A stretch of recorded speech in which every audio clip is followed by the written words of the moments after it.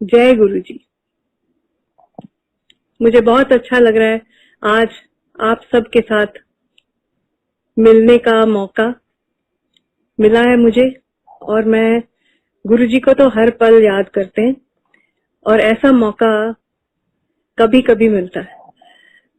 ये मौका मुझे भी उनके दर्शन करने का मिला था जिसने मेरी जिंदगी को संवार दिया।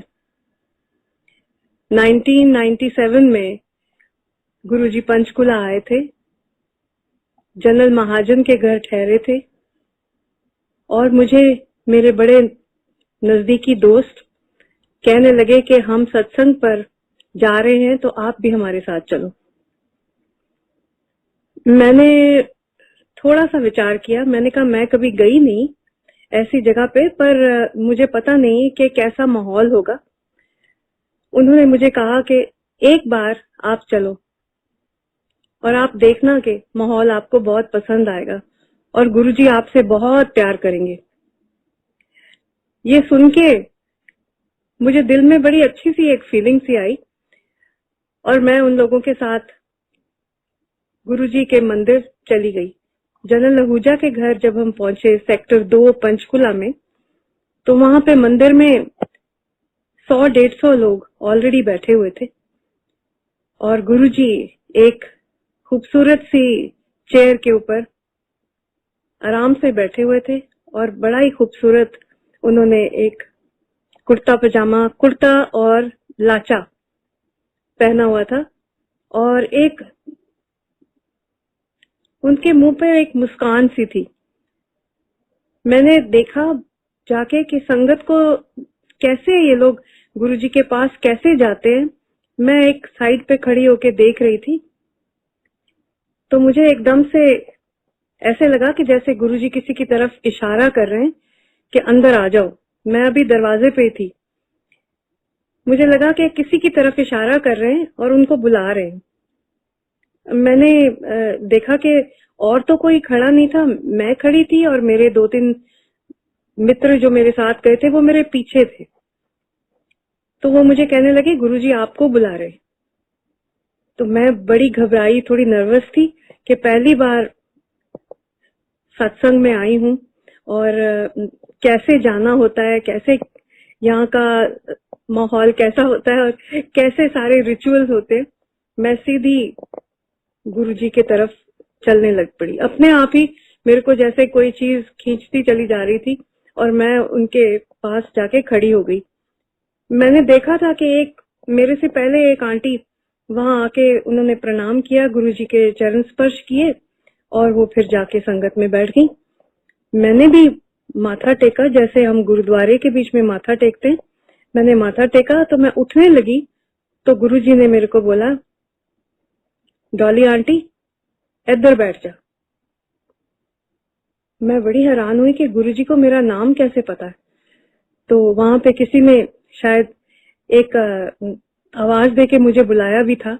मैं देख रही थी कि मुझे किसने बुलाया, मुझे पता नहीं लगा कि किसकी आवाज थी, पर मैं जाके गुरुजी के राइट साइड पे जाके थोड़ी सी जगह थी वहां जाके बैठ गई। तो गुरुजी ने कहा कि पहली बार आई हैं डॉली आंटी। मैं क्या, हाँ जी गुरुजी। और मैं देख रही थी कि कोई यहाँ पे बात नहीं कर रहा, कोई ऐसा कोई डिस्कोर्सेस नहीं चल रहे, कोई गुरुजी कथा नहीं कर रहे, सारे चुपचाप बैठे हैं और बड़ा शांतमयी सा माहौल है। अब पता नहीं क्या होने वाला है। तो मेरे को इशारे के साथ एक आंटी थे वहां पे जो गुरुजी के सीट के पीछे खड़े हुए थे और गुरुजी के कंधे वो अपने हाथों से दबा रहे थे। तो उन्होंने मुझे कहा कि डॉली आंटी आप ना इधर सामने आ जाओ, आप थोड़े पीछे हो, आप सामने आ जाओ। मैंने कहा नहीं नहीं मैं ठीक हूँ थैंक यू। तो वो कहने लगे नहीं आप सामने आओ। जब मैं उठ के सामने आई तो एकदम से गुरुजी के साथ नजर मिली। तो वो कहने लगे कित्थों आए हो। मैंने कहा गुरुजी मैं पंचकुला ही रहनी आ, मैं पंचकुला तो ही आई हूँ। अच्छा ते की कम की करदे ने अंकल जी, की कम करदे ने। ते मैं बड़ी हैरान जी हुई कि पता नहीं, ये पर्सनल सा सवाल गुरुजी ने पूछा है, मैं क्या बोलूं। मैंने कहा जी मेरे हस्बैंड कर्नल साहब ने, फौजी ने जी, और इथों चंडी मंदिर तो ही रिटायर होए ने जी, हुण असी पंचकुला ही रहने आ, ते मैं पंचकुला तो ही आई हां जी, 12 सैक्टर तो। कहने ने अच्छा तुहानू कौन लेके आया? मैं क्या, मेरे बहुत अच्छे मित्र ने जी, सरदार प्रितपाल सिंह जी, ते अच्छा सिद्धू साहब ते बराड़ साहब। मैं क्या हाँ जी। ते कहते ने अच्छा वो बैठे ने उत्थे पिछे। मैं क्या हाँ जी वो भी आए ने। ते मैं चुप करके बैठी रही, ते कहने लगे अच्छा डॉली आंटी लंगर खा के जाना। हुण मैनू नहीं सी पता कि लंगर कहाँ पे है, कब मिलेगा और कब कौन सी जगह पे जाना पड़ेगा। यहाँ तो एक बड़ा सारा हॉल है और लंगर पता नहीं कहाँ पे सर्व होगा।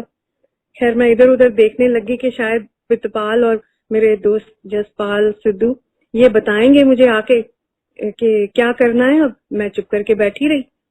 गुरुजी को लगा कि मैं थोड़ी सी परेशान हूँ। उन्होंने मुझे कहा कि तुसी इस तरह करो, तुसी चाह दा प्रसाद लो। तो वो 2 लेडीज उठी वहां से और मैं उनको किसी को जानती नहीं थी यहाँ पे। मुझे लगा कि शायद चाय की सेवा करनी है तो शायद खुद उठ के जाना है, कोई रसोई घर है या कुछ ऐसे है। तो मैं उठ के उनके साथ खड़ी हो गई। मैंने कहा मैं हेल्प करूं? तो वो कहने लगे नहीं नहीं असी अपने आप करांगे, तुसी बैठो। तो झट ट्रेस के बीच में चाय आ गई और कितने सारे ग्लासेस के बीच में सबको चाय सर्व हो रही थी। सर्दियों के दिन थे, तो सबने चाय पी और फिर सारे बैठ गए। फिर 1-2 लोग आए अंदर और उन्होंने आके गुरुजी को प्रणाम किया, चरण स्पर्श किया और कहने लगे हम लुधियाना से आए हैं। तो गुरुजी ने उनका नाम लिया और बोला कि बैठो बैठो आओ बैठो। ते वो लड्डुओं के डब्बे लेके आए थे। उनके घर में कोई बेटा पैदा हुआ था, तो वो खुशी मना रहे थे और उन्होंने लड्डू गुरुजी के आगे रखे। तो गुरुजी ने वो प्रसाद सबको बांटने के लिए वो लड्डू का डब्बा खोला और एक एक जने को प्रसाद देने लगे। तो मैं भी मेरे पे ही आगे हाथ पे प्रसाद रखा और सब लोग उठ उठ के जा रहे थे प्रसाद लेने के लिए। तो मैं भी उठ के चली गई। तो गुरुजी कहने लगे डॉली आंटी बैठ जाओ, हाले जाना नहीं है। उन्होंने सोचा कि मेरे को ऐसे लगा कि वो सोच रहे हैं कि मैं प्रसाद ले लिया है अब, तो अब जाना है। कहने लगे नहीं अभी जाना नहीं है, अभी लंगर खा के जाना। तो मेरे साथ जो एक आंटी बैठे हुए थे उन्होंने मुझे कहा कि प्रसाद ये नहीं है, प्रसाद लंगर को कहते हैं, जो लंगर बाद में बकायदा हम लंगर सारे मिलके खाएंगे, तो अभी मत जाना। खैर मैं फिर बैठ गई। आधे घंटे पौने घंटे के बाद एक लेडी और उठे। उन्होंने कहा जी गुरुजी लंगर उन्होंने ਕੰਨ ਦੇ ਵਿੱਚ ਕਿਹਾ ਗੁਰੂ ਜੀ ਨੂੰ ਕਿ ਲੰਗਰ ਤਿਆਰ ਹੋ ਗਿਆ ਤੇ सत्संग ਦੇ ਵਿੱਚ ਸਾਰਿਆਂ ਲੋਕਾਂ ਨੂੰ अनाउंसमेंट जे कर रही हूं मैं। तो गुरुजी ने कहा हाँ सारे। तो गुरुजी ने कुछ नहीं बोला, उनको ऐसे सिर हिला के इशारा किया, ओके ओके का इशारा, और वो उठ के खड़े हो गए अपनी चेयर पे और आगे चल के ड्राइंग रूम से बाहर निकल गए। तो मैंने सोचा शायद गुरुजी अब चले गए हैं और अब यहाँ पे हॉल में ही शायद लंगर सर्व होगा जैसे गुरुद्वारे में होता है। तो सबने इशारा किया, नहीं लंगर पीछे होता है बैक साइड पे, बैकयार्ड के बीच में। तो सारे उठ के उधर जाने लग गए।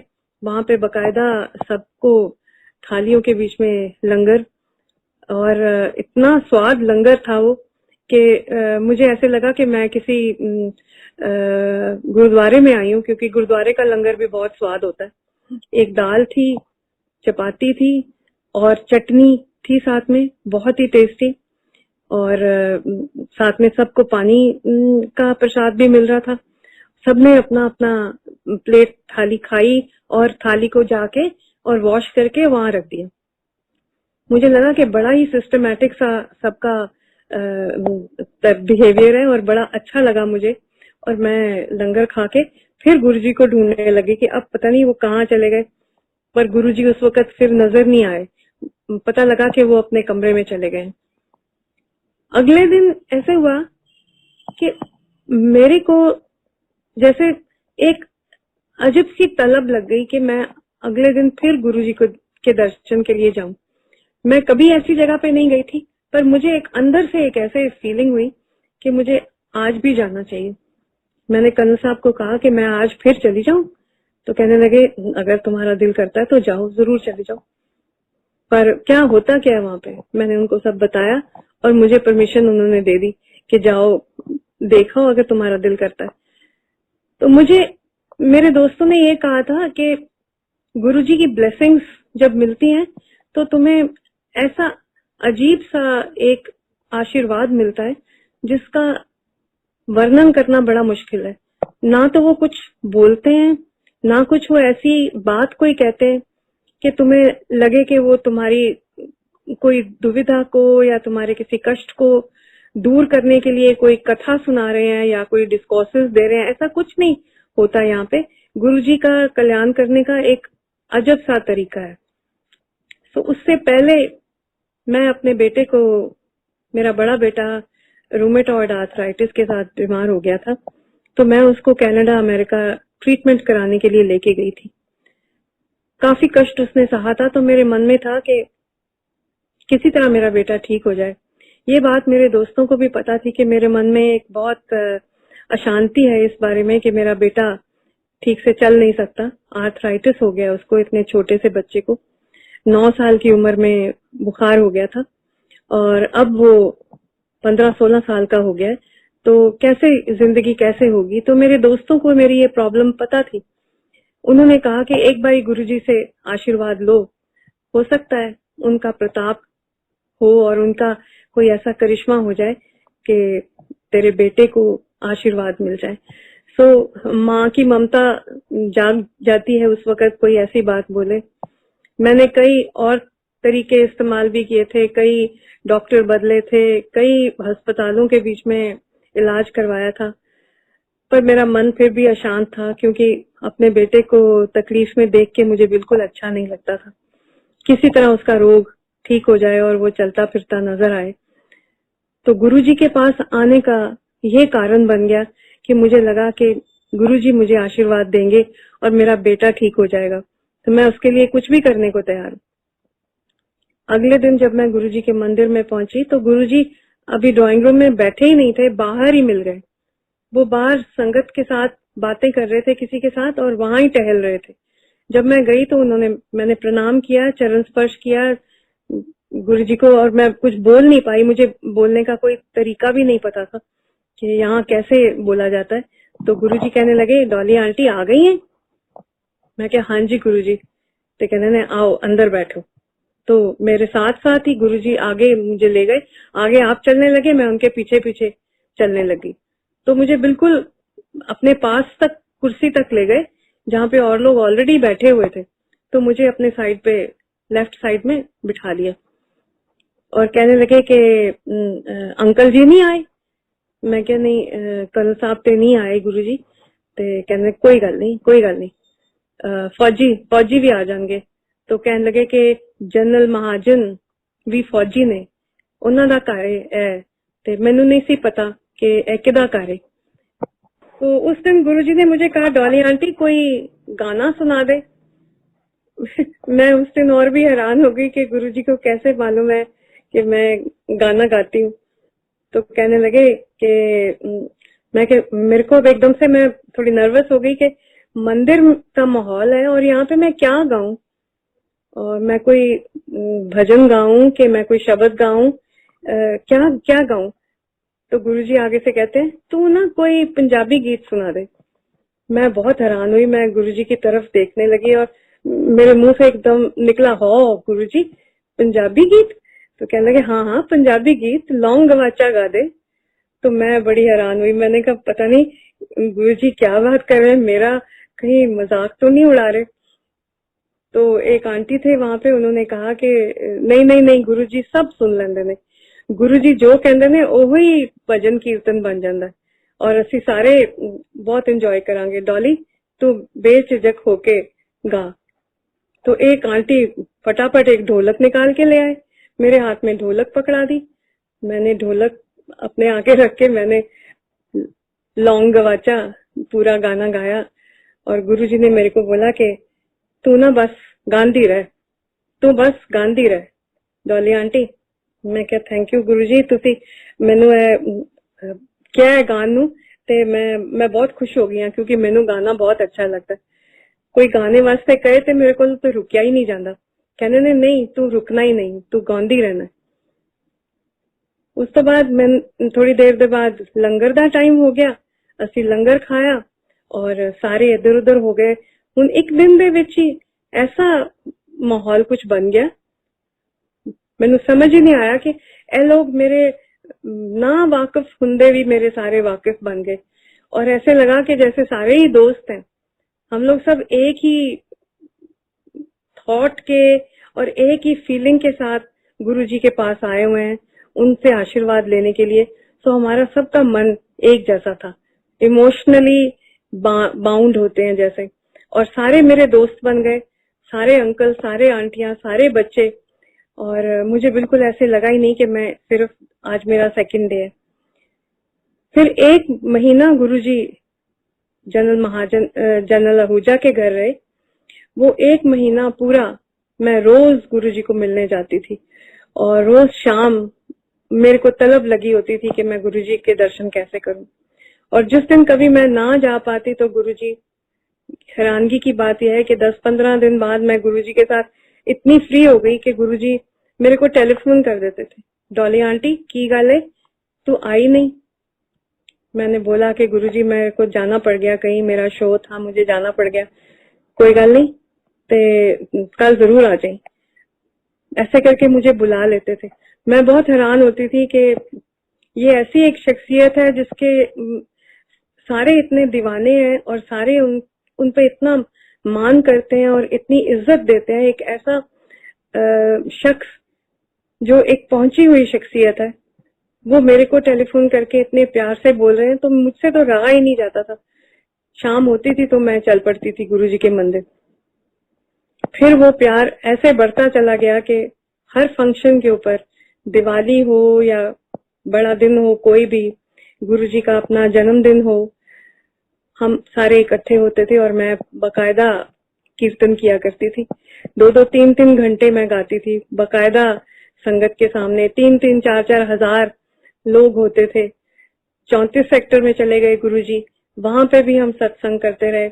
रोज मिलना, रोज गुरुजी से बातें करनी, उनसे और लोगों की बातें सुननी, और लोग आके अपनी कहानियां बताते थे, किस किस को क्या क्या गुरुजी के मिलने के बाद क्या क्या फायदे हुए थे और क्या क्या उन्होंने जिंदगी के बीच में पाया था। बहुत कुछ खोया हुआ था जो उनको मिल गया था। कई लोगों के रोग दूर हुए थे। वहां पे जाके, वहां उस मंदिर में बैठ के बहुत कुछ सुनने को मिलता था। और एक मंद मंद आवाज के बीच में कोई ना कोई एल्बम कीर्तन का या भजनों का या शब्दों का मंदिर में चलता रहता था। उससे एक माहौल इतना पायस लगता था और इतना पवित्र लगता था। और बीच में गुरुजी बैठे हुए सज धज के इतने सुंदर लगते थे। और हम लोग सारे जितने भक्त थे, उनको ये एक गुरुजी को मिलने की एक ऐसी तांग, एक ऐसी कशिश होती थी कि हमसे गुरुजी को मिले बगैर रहा ही नहीं जाता था। पर काफी देर के बाद, कई साल ये चलता रहा सिलसिला। जहां जहां मौका मिला गुरुजी यहाँ से चले भी गए। गुरुजी हमको अपने साथ अपने गांव भी ले गए। और जहां जहां गुरुजी ने कहना, हम सारे लोग जितने गुरुजी के भक्त थे, गुरुजी के दीवाने थे, हम साथ जाते। कई बारी गुरुजी लीड करते अपनी गाड़ी में, कार में, और पीछे सारी कॉन्वॉय 20-20, 30-30 गाड़ियों की चंडीगढ़ से पटियाला जा रही है, कभी चंडीगढ़ से लुधियाना जा रहे हैं, कभी चंडीगढ़ से गोविंदगढ़ जा रहे हैं। ऐसे हम लोग सारे इकट्ठे हो के अलग अलग जगह पे गुरुजी के साथ जाते थे। बहुत सारे समागम किए। एक दिन ऐसे पता लगा कि गुरुजी अब दिल्ली जा रहे हैं, तो बड़ी घबराहट हुई कि अब गुरुजी चंडीगढ़ से दूर चले जाएंगे तो हम कैसे मिलेंगे उनको। तो लोगों ने बताया कि गुरुजी आते रहते हैं, दिल्ली भी जाएंगे, जालंधर भी जाएंगे। अब जालंधर कम जाते हैं पर चंडीगढ़ ज्यादा आएंगे।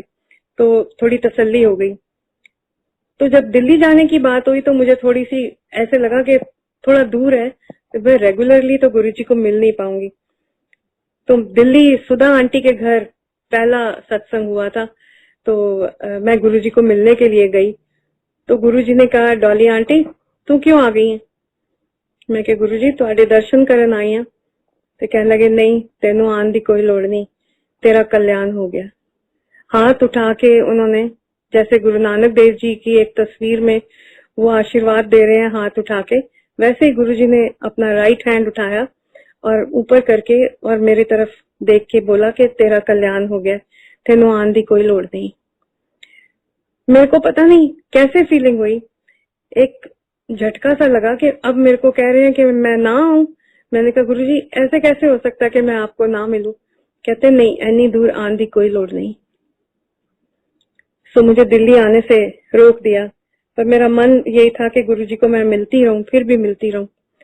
फिर भी हर बार कोई ना कोई फंक्शन होता तो गुरुजी मेरे को इनविटेशन भिजवा देते किसी ना किसी से कि वहां पे जाओ, वहां पे चले जाओ, आज गोल्फ लिंक्स के बीच में सत्संग हो रहा है, आज बड़े मंदिर में सत्संग होना है, या सुधा आंटी के घर होना है, और अलग अलग जगह के ऊपर फंक्शन होना है। तो अगर गुरुजी की बातें करते करते तो मैं कहीं और दूसरी दुनिया में पहुंच जाती हूँ। और मुझे कहने लगे कि अपने बेटे को लेके आओ। तो मेरा बड़ा बेटा व्हीलचेयर में था, मैं उसको मिलाने के लिए गुरुजी के पास दे गई। उन्होंने उसके सिर पे हाथ रखा और बोला कि सब ठीक है, कोई फिक्र की गल नहीं है, बस इतना सा खा, और ज्यादा लंबा कुछ नहीं बोला। मेरे छोटे बेटे को बोला, ए बड़ा बड़ा जनरल बनेगा, जनरल साहब बनेगा। और मेरी बेटी सुनैनी को तो इतना प्यार करते थे गुरुजी कि उसके लिए रिश्ता भी ढूंढने लग गए कि इसकी शादी मैं करवाऊंगा। और सुनैनी ने उन दिनों में ऑस्ट्रेलिया जाना था स्कॉलरशिप पे, तो बोला कि इस लड़की को जाने दो, ये बहुत तरक्की करेगी पढ़ाई में। और मेरे सारी फैमिली उस गुरुजी के मंदिर में इतनी इन्वॉल्व हो गई थी कि हमारा दिल ही नहीं लगता था गुरुजी को देखे बिना। हर शाम हमारी मंदिर के बीच में गुजरती थी जब हम गुरुजी पंचकुला में थे। तो अब मुझे दिल्ली जाने की बात से मुझे बड़ी घबराहट हुई कि गुरुजी को मैं मिलूंगी नहीं। तो एक दिन क्या हुआ कि मेरी एक फ्रेंड है, वो दिल्ली में रहती थी, तो मैं अमेरिका जा रही थी और रात को मेरी फ्लाइट थी 2-2:30 बजे। तो मैं पहले अपनी फ्रेंड के घर गई, वहां से उसने मुझे ड्रॉप करने के लिए एयरपोर्ट जाना था। उस दिन गुरुजी का जन्मदिन था बड़े मंदिर में। तो मैंने उसको बोला मैं गुरुजी को मत्था टेक के फिर जाऊंगी फ्लाइट में। तो वो मुझे ले गई वहां पे बड़ा मंदिर के बीच में, तो कोई 15-20 हजार लोग थे, और मंदिर में ऐसे था कि जैसे कोई मेला लगा हो, और गुरुजी दूर एक चेयर के ऊपर बैठे हुए थे और लोग ही लोग पंडाल में बैठे हुए थे। लाल कारपेट बिछा था, जहाँ गुरुजी की चेयर थी वहां से लेके एंट्री तक पूरा रेड कारपेट बिछा हुआ था। मैंने अपनी फ्रेंड को बोला कि मैं यहाँ से गुरुजी को प्रणाम करके फटाफट यहाँ से निकल जाएंगे, क्योंकि फ्लाइट का टाइम भी हो जाएगा, ज्यादा देर रुकेंगे नहीं। प्रणाम करके मत्था टेक के चरण स्पर्श करके फिर यहाँ से चले जाएंगे। मैंने अभी लाल कारपेट के ऊपर पैर ही रखा था, गुरुजी के पास माइक था। गुरुजी ने वहां से कोई कम से कम नहीं तो 1000 गज दूर से मेरे को देख लिया और मुझे बोला, माइक के ऊपर बोला, डॉली आंटी तू कित्थों आ गई? मैं तो लाल कारपेट के ऊपर भागती भागती गुरुजी के पास पहुंच गई। मैंने जाके प्रणाम किया। मैंने कहा, आज ते गुरुजी तुहाडा जन्मदिन सी ते आज भी नहीं सी आना मैं? तो हंसने लग गए। चल बैठ जा उठे, चल जाके कीर्तन हो रहा था, कोई और लोग भजन कर रहे, गा रहे थे, कोई मंडली थी वो गा रहे थे, बड़ा अच्छा कीर्तन चल रहा था। मुझे कहते हैं कि चल फिर तू 2 भजन सुना दे। मैं ना कोई डायरीज लेके गई हुई थी, ना मैं तो फ्लाइट पे जा रही थी, सामान सुमून सब पैक हुआ था। मेरे हाथ में सिर्फ मेरा एक छोटा सा पर्स था, कुछ भी नहीं था मेरे पास, कोई गाने की डायरी नहीं थी, कुछ नहीं। तो गुरुजी मुझे बोला, तू जरा भजन मेरे ते लिखिया सी ना वो गा दे। मैं सोच में पड़ गई कि इतनी बड़ी संगत के बीच में गुरुजी ने मुझे बोल दिया, अब मैं कैसे गाऊंगी? मुझे तो कुछ याद ही नहीं आ रहा। मैं बड़ा अपने आप को कंट्रोल करके वो मंडली के पास जाके मैंने उनको रिक्वेस्ट की कि आप मेरे साथ संगत कर देंगे। उन्होंने कहा हाँ जी जरूर, गुरुजी का हुक्म है तो हम तो जरूर संगत करेंगे।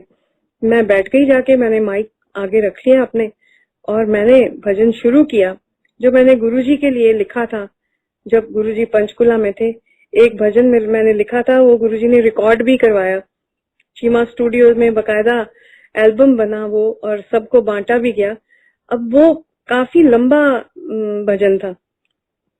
मैं सोचने लगी पता नहीं मुझे कितना याद आएगा, पर पता नहीं क्या करिश्मा हुआ, गुरुजी का आशीर्वाद था वो कि क्या था वो, ऐसा कोई वेव आई मेरे दिमाग में और मैं पूरा का पूरा भजन, जिसके 7 स्टैंजास थे, इतना लंबा भजन था, वो पूरा का पूरा मैंने बगैर डायरी के सारा गा दिया वहां पे।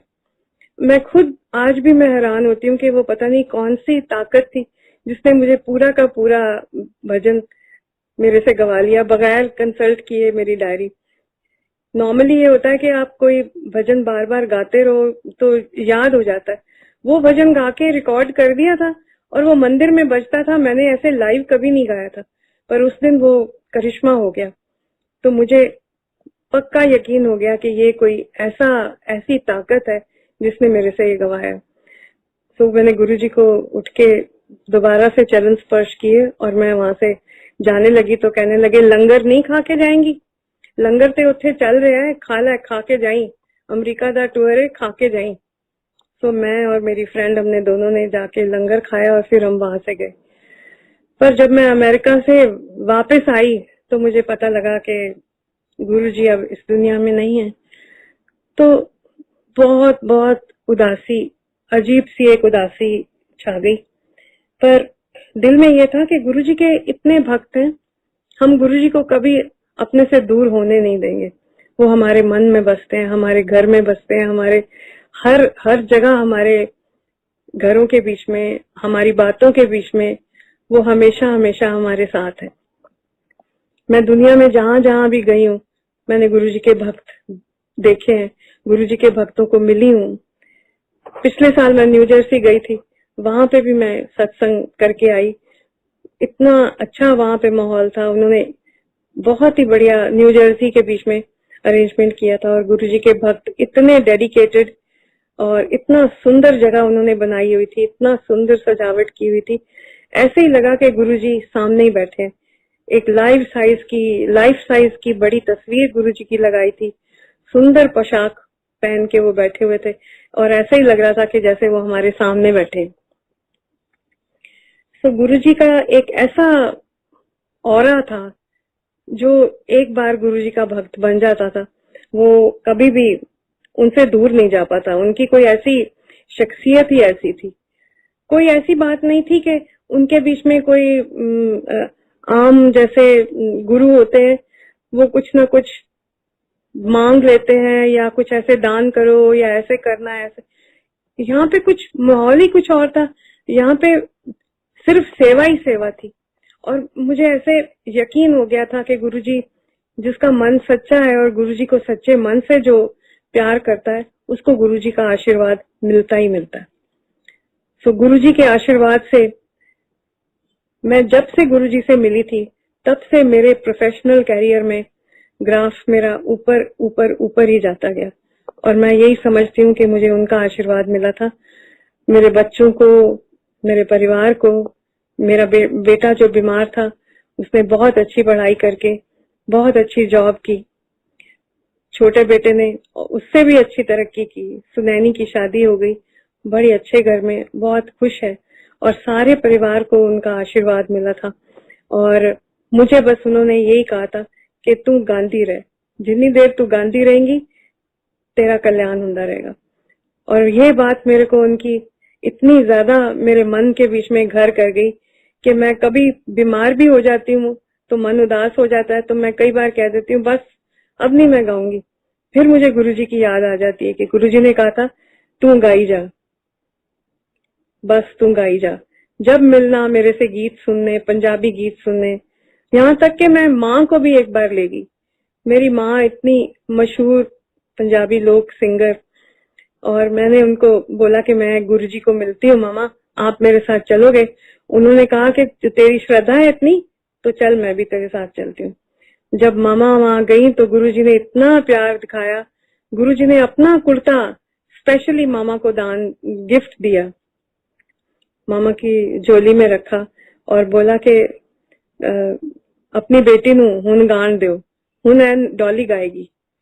तो मामा ऑलरेडी ओल्ड हो चुकी थी, बट उन्होंने कहा कि गुरुजी मैं तो हाले भी गानी आ। कहते हाँ तू बड़ा गा लिया, हुन डॉली नू गान दे। तो मुझे शर्म सी आ गई कि गुरुजी क्या बोल रहे हैं, माँ को बोल रहे हैं तू बस कर, हुन ते डॉली नू गान दे। तो हम सारे हंसने लग गए। तो कहते ने अच्छा इस तरह कर दे, दिवाली ते दोनों मामा तिया गानगी। तो सुनैनी कहने लगी गुरुजी मैं नहीं गाऊंगी? कहते हाँ तू ही गा ली। तो हमने सब तीनों ने मिलके, मेरी माँ, मेरी बेटी और मैं, हम तीनों ने मिलके गुरुजी के मंदिर में दिवाली के ऊपर मिलके गाया। और गुरुजी ने माँ के मशहूर गाने सुने और भक्ति संगीत तो थोड़ा बहुत हुआ पर लोक गीत ज्यादा हुए। तो आज तक जब भी कभी गुरुजी का सत्संग होता है, कहीं पे भी दुनिया में मैं जहां जहां पे भी गई हूँ, सत्संग में गई हूँ, तो मैं वहां पे गुरुजी के ऊपर लिखे हुए भजन के अलावा लोकगीत जरूर गाती हूँ। गुरुजी को बहुत अच्छे लगते थे। तो गुरुजी तो हमारे ऐसे लगता है रग रग में बसे हुए हैं। मेरे घर में हर जगह पर गुरुजी की तस्वीर कहीं ना कहीं पड़ी मिल जाती है, जो देख के ऐसे लगता है जैसे वो सामने ही बैठे। ऐसे तो कभी लगा ही नहीं कि वो है नहीं। तो हमने बहुत अच्छा टाइम गुरुजी के साथ गुजारा है।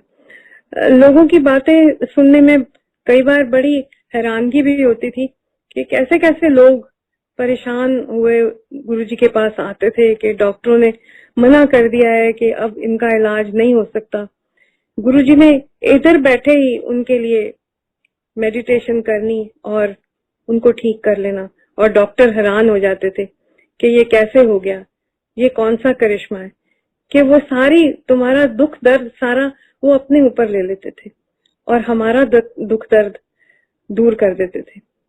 ये एक बहुत बड़ी उनकी एक, क्या बोलूं, ये तो एक ऐसा कोई उनके बीच में उनको एक वरदान मिला हुआ था रब से। ऐसे लगता है कि वो रब के कोई भेजे हुए पीर थे जो हमारे पास आए थे और हम सबको आशीर्वाद देके गए। तो सत्संग करते हुए जो लोग बैठे होते हैं सारे एक दूसरे की तरफ देख रहे होते हैं कि ये कहाँ से वेव्स आ रही हैं जो सबको इन्वॉल्व करके जिसने बांधा हुआ है। कोई उठना नहीं चाहता। जब गुरुजी की बात हो रही होती है, कोई सत्संग कर रहा होता है, अपनी कहानी सुना रहा होता है, बैठ के सब इतने ध्यान से उसकी बात सुनते हैं। ऐसे ही लगता है कि जैसे ना उनकी वाइब्स जो है उनमें से वेव्स निकल रही हैं और वो हमारे तक पहुंच रही हैं। तो जब मैंने अमेरिका जाके सत्संग किया तो सारे मेरी बातें सुनने के लिए इतने ज्यादा उत्सुक थे। मेरा दिल करे कि मैं अपना पूरा दिल की बातें इन लोगों के साथ शेयर करूं कि इन लोगों ने तो गुरुजी को देखा नहीं है, हमने तो गुरुजी को चरण स्पर्श किए, गुरुजी के साथ बैठ के लंगर खाया है, गुरुजी के साथ कार में बैठ के सफर किया हुआ है और गुरुजी की छो हाथ मिली हुई है, गुरुजी के हाथ का आशीर्वाद मिला हुआ है। तो बड़ा दिल करता था कि सबको बताएं कि वो एक रब दे भेजे हुए बंदे सन जो हमारे लिए आए थे इस दुनिया में लोगों का भला करने के लिए।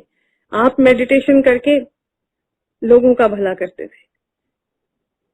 तो मुझे बातें करते करते इमोशनल हो जाती हूँ मैं कि मुझे उनका आशीर्वाद मिला और मैं एक बिल्कुल ऑर्डिनरी हाउसवाइफ से एक मशहूर सिंगर बन गई, जो मुझे लगता है गुरुजी की मेहर के साथ हुआ।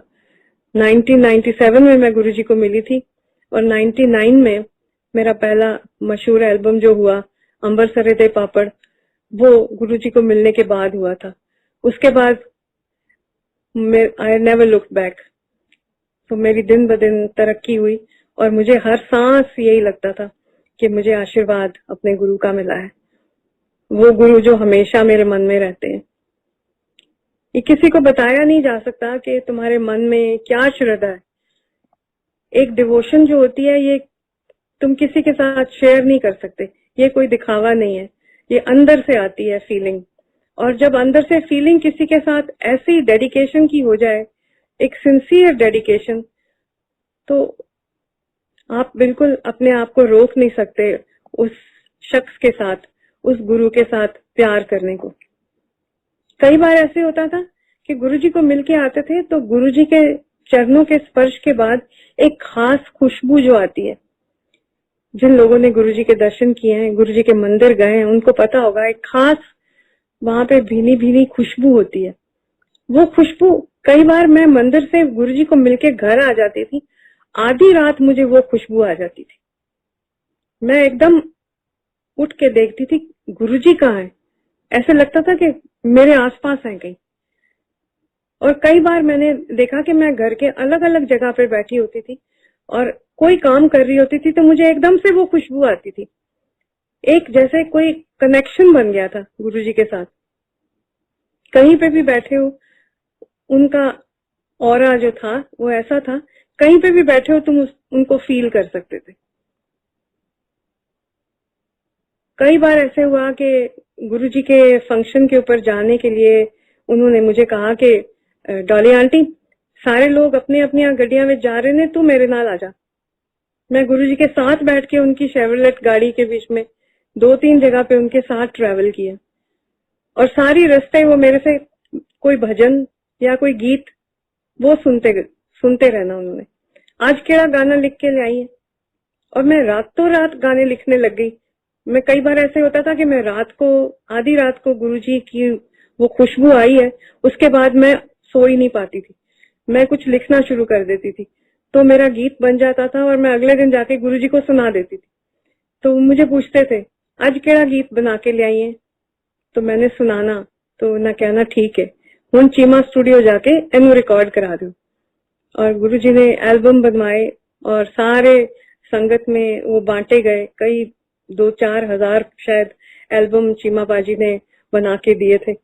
और आज भी वो जब मंदिर में बजते हैं कि मेरे गुरु जी होर कोई ना, सदके जा मैं वारी जा, एक ये गीत मैंने लिखा था। और एक लिखा था, जेड़ा गुरु चरना विच आया ते ओदा बेड़ा पार लग्या। ए शब्द जो मैंने लिखा था, ये तो रातों रात मैंने लिखा और अगले दिन जाके गुरुजी को सुनाया जब, तो सारी संगत ने मुझे इतना प्यार किया। एक एक जने ने आके मेरे हाथ चूमे, किसी ने मेरे को किस किया मेरे मुंह पे, किसी ने मुझे सिर पे प्यार दिया जो बड़े थे। और गुरुजी ने क्या, डॉली आंटी दा जेड़ा गीत है, ए गीत ही है ना? मैं क्या हाँ जी गुरुजी गीत है, तुहाडे ते लिखिया होया गीत है, ते ए गीत ते सारियां नू याद होना चाहिए।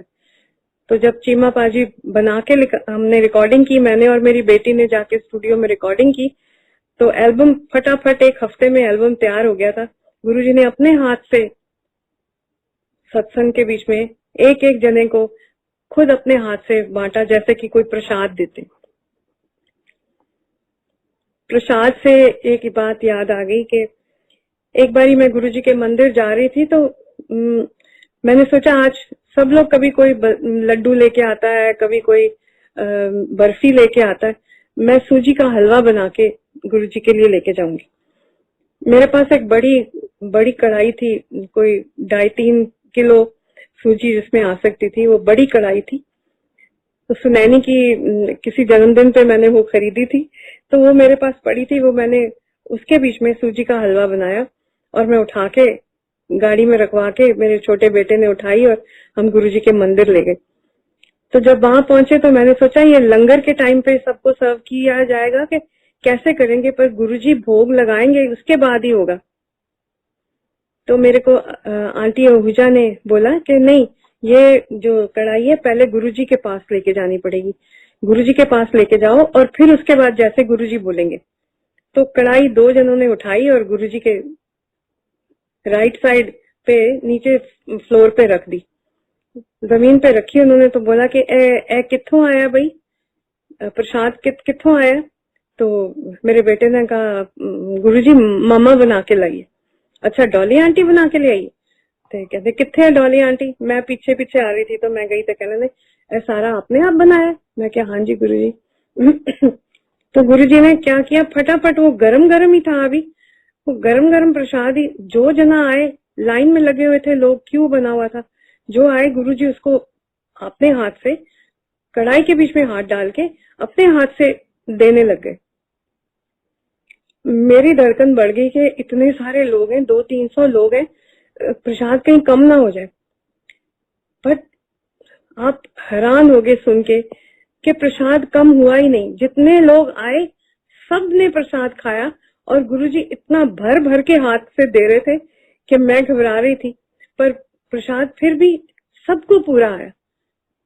और गुरुजी ने मुझे इतना प्यार किया, कहने लगे बहुत अच्छा प्रसाद बनाया डॉली आंटी, हम प्रसाद फिर कदों खिलाएंगी। फिर कुछ देर के बाद मैंने फिर प्रसाद बनाया, वही सूजी का हलवा मैं फिर बना के लेके आई। तो गुरुजी ने मुझे बहुत बहुत आशीर्वाद दिया। इतने सच्चे मन से ऐसे बोल देते थे कोई बात कि वो जैसे जाके दिल में खुब जाती थी कि उन्होंने तारीफ की है तो आज तो मेरा दिन बन गया है। मुझे तो लगता है दिन नहीं, मेरी तो जिंदगी बन गई थी गुरुजी से मिलके। हर बात उनकी अच्छी लगती थी, हर बात जो वो बोलते थे वो कर देने का दिल करता था। अगर उन्होंने कह दिया कि आज लंगर खा के जाना है तो कोई मतलब ही नहीं है कि कोई वहां से उठ पाए। आज चाय पी के जानी है, चाय दा प्रसाद लेके जाना है, तो किसी का मन ये कर ही नहीं सकता था कि वो चाय बगैर पिए चला जाए। कई डायबिटीज के पेशेंट्स को गुरुजी ने ठीक किया, कई कैंसर के पेशेंट्स को ठीक किया, अपनी अपनी मेडिटेशन के साथ। कोई दवाई नहीं दी, कोई ऐसा इलाज या टोटका नहीं दिया। हाँ, पर एक बात जरूर होती थी कि गुरुजी कोई गुरबानी में से कोई श्लोक जरूर बताते थे। मेरे को शुरू शुरू में गुरुजी ने बोला पाठ करनी है। मैं क्या हाँ जी गुरुजी मैनू पाठ का बहुत शौक है। मैं बचपन तो गुरबानी नाल बड़ी जुड़ी रहनी है क्योंकि मेरी माँ बहुत पाठ करती सी। तो कहने लगे अच्छा तू भी पाठ से ए श्लोक ए वाला शब्द गाया कर। मैं क्या दसो गुरुजी। ने दसिया मैनू, थिर कर बैसो हर जन प्यारे, सतगुर तुमरे काज सवारे। यह बहुत गुरबानी दे विच बड़ा मशहूर शब्द है। सो वो शब्द हमेशा मेरे मन में रहता है कि गुरुजी ने मेरे को कहा था। उठते बैठते वो अपने आप ही मुंह से निकल जाता है, वो बानी याद आ जाती है। थिर कर बैसो हरजन प्यारे, सतगुर तुमरे काज सवारे। सो ऐसी ऐसी बातें वो कई लोगों को अलग अलग श्लोक देते थे। संता के कारज आप खलोया, हर कम करावण आया राम। ये भी किसी को दिया था शब्द। मैंने सुना था किसी आंटी को गुरुजी ने ये श्लोक भी बोला था। सो उनके मन में कोई ऐसी बात आ जाती थी कि आपको वो एक किसी किसी बात में जैसे डेडिकेट होने के वास्ते कोई बात बोलते थे, तो कोई ऐसे डिस्कोर्स नहीं देते थे, ऐसे गुरबानी में से कोई श्लोक बोलते थे। सो वो शिव के पुजारी थे और अगर शिव के भजन गा दो तो गुरुजी बहुत खुश होते थे। वो हमेशा भोले भंडारी के शागिर्द अपने आप को कहते थे, भोले भंडारी। और उनके कार के ऊपर भी शिव जी का त्रिशूल लगा हुआ था और लाल कपड़ा बंधा होता था किनारी वाला, तो हमेशा वो गाड़ी को शिव के सिंबल के साथ डेकोरेट करके रखते थे। और गुरुजी को सुंदर सुंदर वस्त्र गिफ्ट आते थे, अलग अलग भक्त जन जितने भी आते थे उनको गुरुजी को गिफ्ट देने में बहुत अच्छा लगता था। उनकी सिर्फ ये ही एक तमन्ना होती थी कि सुंदर सुंदर कपड़े गुरुजी को बहुत अच्छे लगते थे। और उनके ऊपर हर कपड़ा इतना सजता था जैसे एक कोई राजा महाराजा हो, वैसे ऐसे सुंदर तरीके से वो अपनी कुर्सी के ऊपर बैठ जाते थे और एक एक बंदे को वो अपनी नजर के साथ देखते रहते थे। उसको पता नहीं लगने देते थे कि वो उसके लिए कुछ सोच रहे हैं या उसके लिए कोई उनके मन में धारणा है, पता ही नहीं लगने देते थे और उसका भला हो जाता था। जब किसी इंसान का भला होता है तो वो ऑटोमेटिकली अपने गुरु या अपने पीर को प्रणाम करने का उसका जी करता है। सो ऑटोमेटिकली उठ के तुम्हारे मन में ये श्रद्धा आती थी कि तुम जाके उनके चरण स्पर्श कर लो, पैरों में पड़ जाओ कि गुरुजी आपकी मेहर है मेरे पर कि मेरा कल्याण हो गया। कई लोग आके गुरुजी के पैर कितनी कितनी देर तक दबाते रहते थे, उनकी सेवा करने का उनका दिल करता था। कोई कंधे दबा रहा होता था, कोई पांव दबा रहा होता था, और जब उनको अच्छा लगता था तो वो दबाते रहते थे, जब नहीं अच्छा लगता था तब बिल्कुल कोई रिएक्शन नहीं होता था। बोलते थे आराम से जाके बैठ जाओ, फलानी आंटी उत्थे बैठ जाओ, फलाने अंकल तुसी उत्थे बैठ जाओ, पास नहीं आने देते थे। पर जब उनका मन होता था तो दबवा लेते थे।